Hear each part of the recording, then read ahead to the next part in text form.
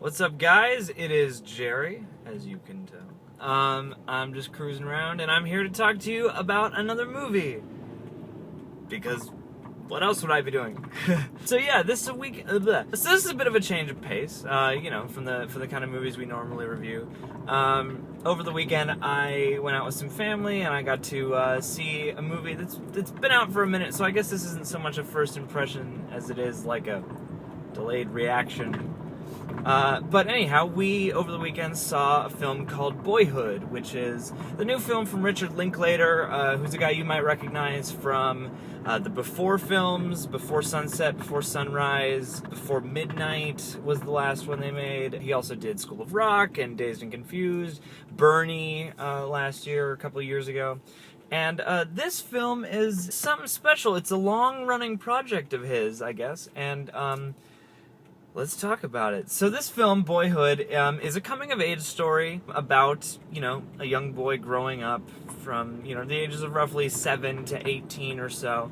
And this film is really incredible, both content-wise and formically, because, first and foremost, this film was shot over the course of 12 years. Richard Linklater wanted to tell a story about a boy growing up and sort of the relationship he has with his parents and whatnot, and the people around him. All circulating around the time of, 1st through 12th grade, just before he goes off to college. So this was shot over the course of 12 years. It was originally called the 12-year project. And I guess what they did was they would just meet up for a few weeks every year and, continue shooting, continuing the story.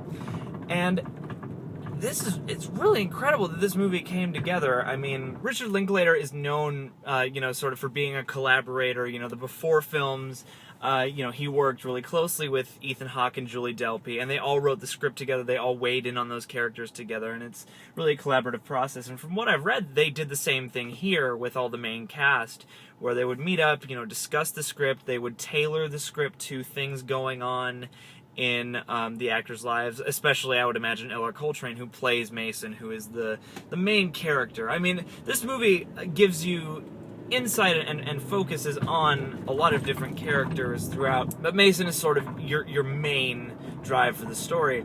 So all the actors weighed in on the script, and everything was sort of subject to changing and morphing just around life. And, they would check in every couple of years to continue shooting. And it's really amazing that all these people stuck around and saw this thing through, which, right there, I gotta applaud everybody involved, because that's a special thing, especially because they couldn't sign contracts, because there are laws in place, prohibiting you from contracting people for such a long time.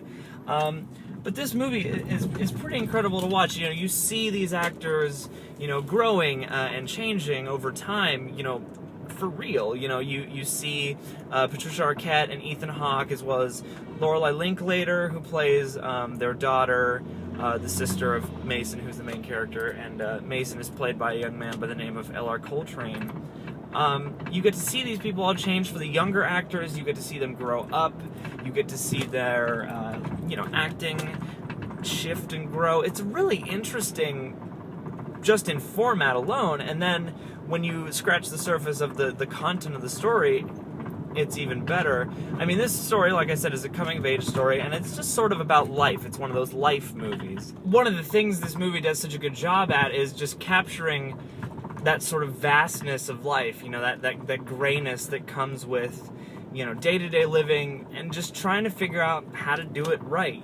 This movie sort of touches on something at a certain point where it's like everybody, even the people you look up to as having all the answers, are sort of muddling through the day and trying to figure it out. Everyone's trying to figure out what their purpose is and what, really makes them happy and what's worth living for, It's not an easy movie, but there is humor and there is drama, and it's just very real. It just feels very real and very natural, and it's very resonant, And I think everyone will sort of find a different thing to relate to in this. Even if you don't relate to the specific points of the story, the specific experiences, you can still relate to what it says about life and that essence, because we've all been through that to one extent or another, figuring out who you are and what you're into and what's really worth it. It's all very gray, and that's part of what's so wonderful about this movie, is it really encompasses that, but in a way that is gripping and that feels, worth it.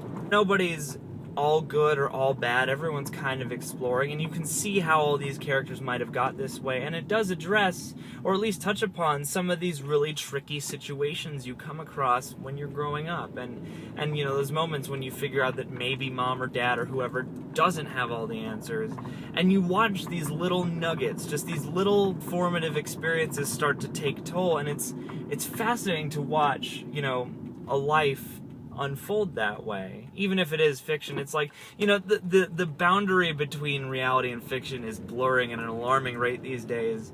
But this is sort of the opposite side of that coin, to me, kind of. Yeah, it's like we see that a lot these days, you know, the news and reality TV, you know, we're sort of trying to push life into the movie mold, and this is sort of the opposite of that, where we're taking art and we're really injecting, you know, daily life into it. This sort of takes art and makes it a lot like life instead of the other way around. And, you know, it's just, I'm really glad that someone is thinking outside the box like this and is doing this kind of thing, because it's really unlike anything you've seen before, I think, you know, at least in this format.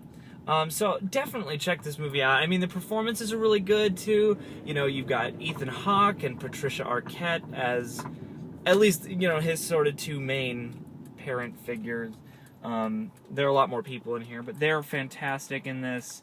Lorelai Linklater, who's Richard Linklater's actual daughter, plays Mason's sister, and L.R. Coltrane, who plays Mason.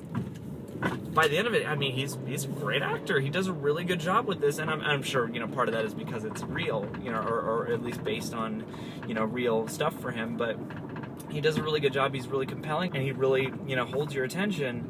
And the thing about this movie is that I get the sense that at least a lot of the younger actors aren't, you know, aren't, you know, professional, you know, pursuing this full time. Some of the performances are better than others, but even the performances that are a little more green add to the realism in a sense. And the way the movie is paced and edited reflects the way you think back on life and the things that you remember. I mean, it's a series of moments. Some of them are, you know, landmarks, you know, like this is the time when we moved here, or some of them are just more isolated moments, just little things that you remember, like, you know, this is the day we rode bikes down here, or, you know, this was the day we found that thing while we were hiking, you know. So it's really interesting because you get all the elements of life that way. You know, you get the broad strokes and you get the fine details too, you know, the random things you remember that you didn't realize affected you so much, and those are all sort of really well displayed here, you know. Then that adds to the essence of life that this movie has. You know, life is all kinds of things, you know, it's difficult, it's confusing, it's gray, it's beautiful, it's joyous, you know, it's all kinds of things in between. And this movie, you know, has all of those moments. So it's really well done in all regards. It's well put together. It's not super stylish in the way it's shot, but it is shot really well. Then there's a lot of really great music in there that sort of provides these touchstones from year to year of where they are in time and stuff like that. And Richard Linklater knows how to put together a soundtrack. So this movie is sort of a win for me on all fronts. You know, I think it's really affecting, it's really well put together, and, you know, it's exciting cinema, and I'm really happy to see this. So, you know, it's different from a lot of the stuff we talk about, but it's definitely worth checking out.